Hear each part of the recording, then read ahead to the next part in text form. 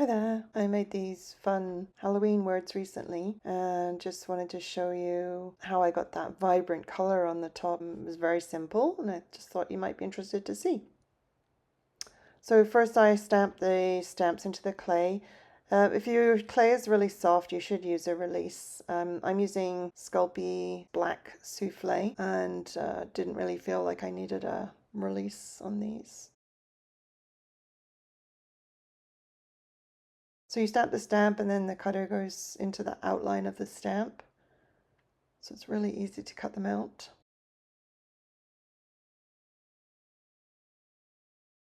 And then I'm going to bake these for 1 hour.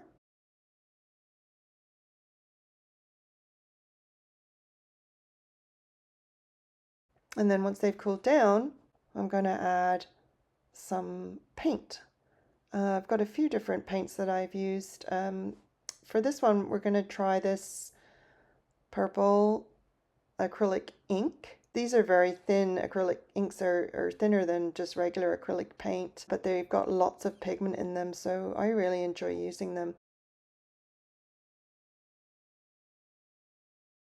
So the first thing I'm doing is just gonna it's a bit like dry brushing really. You're just adding a really thin layer of paint. Because the surface of these pieces is kind of rounded, I couldn't really use my usual flat sponge applicator, so a finger just kind of helps you get into the nooks and crannies. And we're not trying to get full coverage on this first go. We're just kind of adding a little layer of paint just to get us started. And then we'll keep on adding layers, and the more layers you add, the more vibrant the color will get.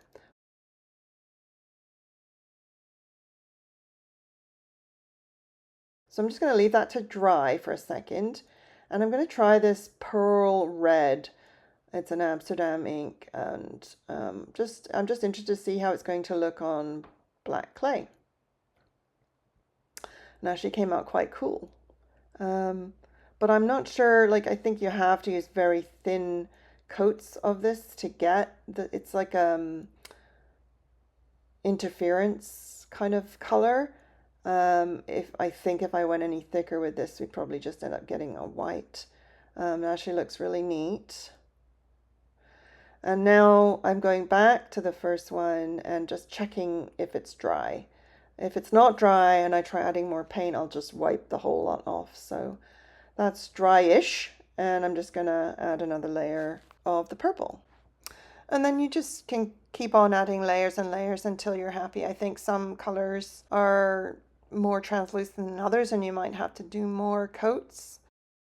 And finally, I just wanted to show you the nice thing about acrylic paints is that you can cover them with other colors quite easily. So if I didn't like that interference color, I can cover it with another color quite easily.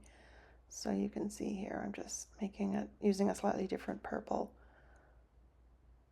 to cover that up.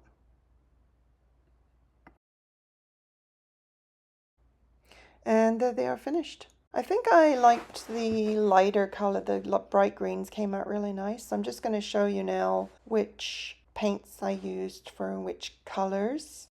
The Hocus Pocus, I used orange pan pastels. I've got a short video that shows you how I did that. I did that when it was raw.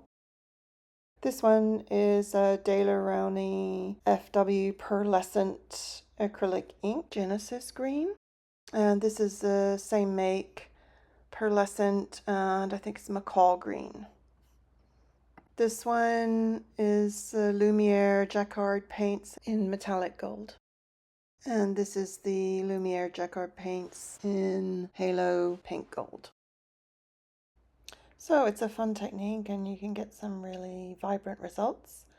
I hope that was interesting to you. Thank you for watching.